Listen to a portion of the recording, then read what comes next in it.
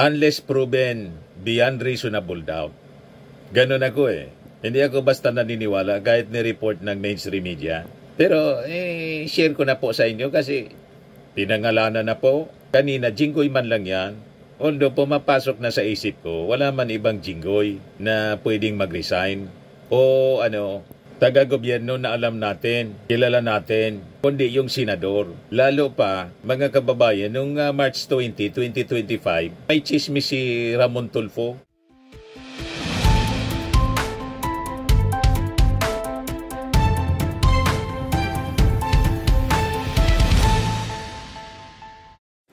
Ito po mga kababayan, si Dante Maravillas, Bicolano vlogger, broadcast journalist from Albay. Kumalat na po sa mainstream media yung pinag-usapan natin kanina na chismis tungkol kay Jinggoy. Pinangalanan na po ng mainstream media si Jinggoy. Yung kumalat kanina, Jinggoy man lang po yung nababanggit na pangalan. Pero kasi hinamon na mag-resign ka na niya, kung hindi ibubulgar ko yung double life mo.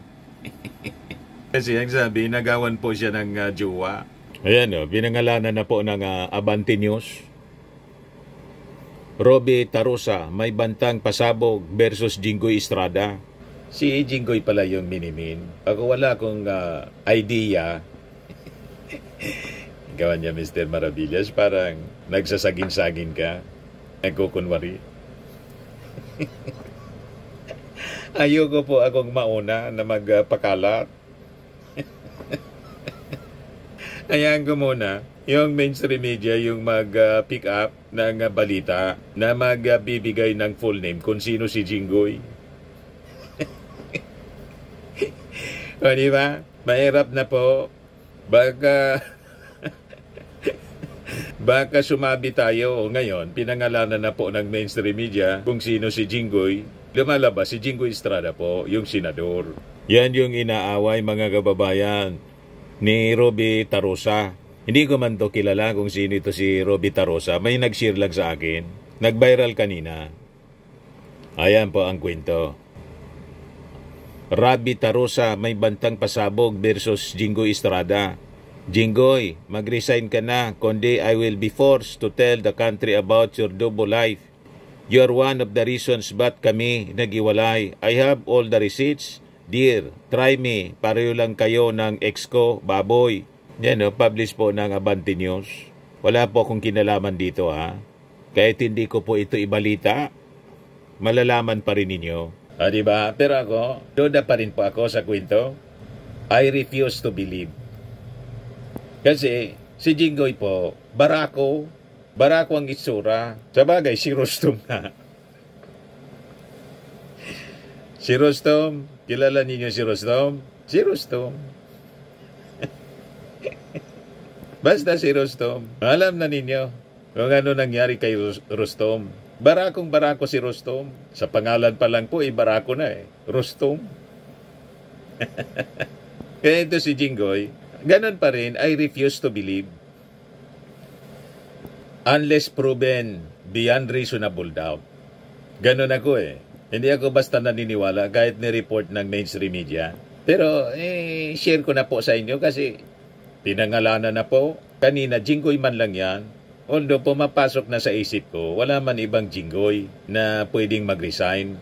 O taga-gobyerno na alam natin, kilala natin, kundi yung senador. Lalo pa, mga kababayan, noong March 20, 2025, may chismis si Ramon Tulfo. O ito po yung yung kaninang vlog ko. Ito po akong na-confuse. Sabi ko, ano to? Tulungan nga po ninyo ako mga kababayan na mag-intindi kung ano ang nangyayari. Ba't kumakalat ang ganitong mga kwento? Ngayon, nag-search ako kung totoo mga kababayan yung sinasabi ni Ramon Tulfo. Ito po, yung na-search ko, report ng Abante News Tonight. Tunay na tabloidista. Sabi diyan, say ni Montulfo, senador may jowa na tiga US. O tama, tugma, March 20, 2025 pala to. Yan March 20, 2025. Sabi diyan sa balita mga kababayan, mabilis na umani ng iba-ibang reaksyon ang bagong Facebook post ni Mon Tulfo kaugnay sa boyfriend umano ng isang senador. Sa nasabing post ni Tulfo nitong Huwebes, makikita ang larawan ng isang lalaki na boyfriend umano ng isang senador. Siya si Peter J. na nakatira ngayon sa Amerika. Siya ay boyfriend ng isang senador. Ang senador ay lalaki, hindi babae. Ang tawag ng senador sa kanya ay princess. In love na in love ang senador sa kanya. Si Peter J. raw ang dahilan kung kaya palaging nasa US si senador. Dagdag pa ni nahirit ni Tulfo. Mabilis naman na napahula ang mga netizens. Sa post ni Tulfo, si Mon Tulfo, taga Luzon, Visayas or Mindanao, galing si Laver. May bading pala na senador. Bigay po kayo, sir, ng clue. Clue, sir.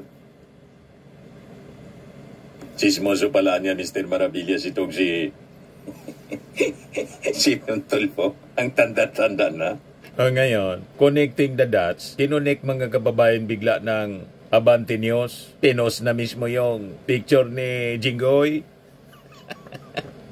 Ayan mga kababayan, no? Disclaimer ako wala akong kinalaman dito, kumalat lang ito dyan sa social media kanina. Pagkatapos, wala mang apelyido dati, yung sinasabi ni Rabi Tarosa, Jinggoy man lang. Ngayon, nilagyan na po ng apelyido, ng Abante News. Pero ako po, hindi pa rin ako maniwala, mga kababayan. Importante, may ebidensya, dapat nasa aktual.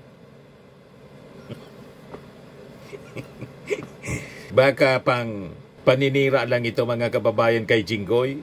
Malabo ang itsura po ni Jinggoy. Matsong-matso, astig. Pagkatapos, sasabihin nyo, bading si Jinggoy. Hindi ako maniwala talaga. Paninira lang ito kay Jinggoy.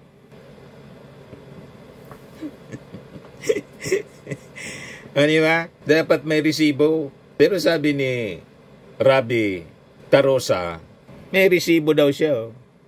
I have all the receipts, dear. Try me. Pariyo lang kayo ng ex ko, baboy. Ipakita niyo yung resibo, mga kababayan. Baka maniwala ako. Pero ngayon po, madali gumawa ng kwento po, mga kababayan. Tapos tingnan naman po ninyo ang itsura ni Jinggoy. Malabo na maging bading yan. Kaya po, anong masasabi ninyo? Post your comments dito sa ating YouTube channel. Anyway, i-share ko lang sa inyo itong balita dito ng Abante News. Kasi dito may full name siya. Sabi dito, nagbanta ang dating matinee idol pala to. Dating matinee idol, commercial model na si Rabi Tarosa, na may ibubunyag siya tungkol kay Senador Jinggoy Estrada. Pinangalanan po, Senador Jinggoy Estrada. Kung hindi ito magre-resign. Pinagpistahan ngayon ng mga netizen ang babalang ito ni Tarosa tungkol sa anyay double life ni Estrada. At may mga resibo daw siyang magpapatunay nito. Jinggoy, mag-resign ka na. Kundi I'll be forced to tell the country about your double life. Ang ibig sabihin pala, mga kababayan, ng double life, double blade.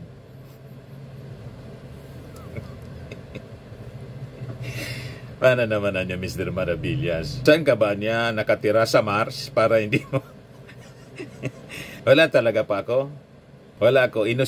Inosente ako. Ignorante. Madaling sabi. Yan mga sinasabing double life. Wala yan sa vocabulary ko po. Ngayon, pinaliwanag na ang ibig sabihin. Double life, double blade. Parehas pala. Ang alam ko, double blade. Pwede sa babae, pwede sa lalaki. Kabilaan. Anyway, double life. At may mga resibo raw siya na magpapatunay dito. Ito na nga po yung yung post. Yan yung pinakita ko kanina, mga kababayan. Ito yung Facebook niya, chinek ko kanina. Ito nga yung latest niya nga post 1 hour ago. Hoy Pilipinas, di pa ako tapos. Madami pang natitirang bakla dyan sa gobyerno. Keep me alive and I will reveal. Dami na kasi death threats. May death threats na pala siya. Ito yung una niyang post. 10 hours ago, ito na po. Mga death threats na. I do not care. I will continue to speak the truth. Bakla at sinungaling ka. O, ito yung una niyang post, mga kababayan, na pinick up ng Abante News. At may nag-share nito sa akin kanina. Wala pang apelido rito. Sabi ni Darwin Cañete, abogado yata ito, Federation member. Basta ako, ayaw ko pag maniwala po. Hanggang hindi pinapakita yung resibo. Hintayin ko muna yung resibong sinasabi ni Rabi Tarusa po. Ayan o, sari-sari yung reactions ng mga tao, sabi ni Tingting Pinay. Sabi na, Barbie Sabi ni Teresa Cobinar, sige na please, tulong muna sa ating bansa. Kahit di na siya mag-resign para matanggal na yan at makulong forthwith. Sabi ni John Mark Bueno Foronda, Jinggoy Dabaduan, hindi ka na safe. Yan po mga kababayan ang mga reactions ng tao ngayon. O ngayon, doon sa naging testimony mga kababayan ni Bryce Hernandez, Engineer Bryce Hernandez, na nilink si Jinggoy Estrada sa mga anomalous flood control project sa Bulacan at sinasabing may delivery ng limpak-limpak doon sa Senado. Ngayon, yung Billionaire News mga kababayan gumawa ng follow-up ng kwento tungkol sa implementation ng alleged ghost flood control project sa Bulacan. Pakinggan po ninyo yung naging report. Jinggoy Estrada sa flood control scandal, agad na sinuyod ng Si Corina. aming team ang proyektong iniuugnay sa kanya. Ang aming naabutan, proyektong literal na guni-guni lamang. Pinuntan mga kababayan ng reporter ng Billionaire News. Confirm, guni-guni. Pakinggan natin yung report ng Billionaire News with Corina Sanchez. Si Senator Jinggoy po ay nagbaba ng 355 Ayan si Bryce Hernandez. 2025 sa mga ilang projects sa Bulacan. Pinuntahan ng Billionaire News Channel ang isa sa mga proyektong linked umano kay Senador Jinggoy Estrada, ang construction of flood control structure including pumping station and floodgate phase 3. Ayon sa datos ng DPWH, matatagpuan ito sa Barangay Mayto sa Kalumpit, Bulacan. Ang kontratista, ang Alpha and Omega General Contractor, isa sa 9 na kumpanya ng mga diskaya. Nasa phase 3 na dapat ang proyektong awarded noong May 2025 at target na matapos ngayong Disyembre. Nagkakahalaga raw ito ng halos 57 million pesos. Pero nang puntahan namin ang proyekto, walang phase 3 dahil ang naunang proyekto na sinimulan last year, sheet piles pa lang ang nakalatag hanggang ngayon. Grabe. Walang kahit isang pumping station at walang Guni-guni. floodgate. Ang kontratang ito, hawak din ng mga diskaya sa halagang 92.6 million pesos. Tapos, Walang date started at target completion date na nakalagay sa physical banner sa project location. Pero base sa datos ng DPWH, tapos na dapat ito Abril ngayong taon. Nakausap namin ng backhoe malamang operator nakobra nasa na din project po. location. Kwento niya, August 30 raw natapos ang kontrata Baka yun yung ng Alpha and diniliver Omega na. para sa 92.6 million peso project na ito. Ngayon, nagsisilbi na lang silang tagabantay ng mga materyales dahil wala na raw budget na naibigay para ituloy ang proyekto. Kailan po nawala po Inubos na. Hindi ko lang alam kung paano nawala yung budget na yun. Nag-order kami, kaso wala nang budget siguro yung papasweldo sa amin. Ganyan. Kawawa, pati yung mga workers Ano po. yung kasiguraduhan na Ay wala pa. Kami waiting lang dito eh. So hanggang ngayon, nakatiwangwang yung proyekto, mga kababayan. So patong-patong na iskandalo ngayon ang kinakaharap ni Jinggoy Estrada. Hindi lang yung issue sa flood control, pati sa jowa. Pero ako ayaw ko pang maniwala po. Hanggat walang resibo rito. At saka kahit dito po sa investigasyon, hintayin na lang po natin yung investigasyon ng Independent Commission. Pinangalanan na ng ating Pangulong Bongbong yung mga personalities na bubuo sa Investigation Commission. Yan ito yung dalawang member. Si Singson tapos si Rosana Fajardo. Then si Benji Magalong, special advisor, hindi man siya member. Special advisor siya. Tapos, to be announced yung chairperson. Hindi pa natin alam kung sino. Baka si General Nicolas Torre. Sana si General Torre ang kasi di ba sabi inaalok yun ng pwesto, another position in government. Kaya lang nasa pagbakasyon pa yon after siyang masibak bilang PNP chief. Anyway, abangan na lang po natin mga kababayan.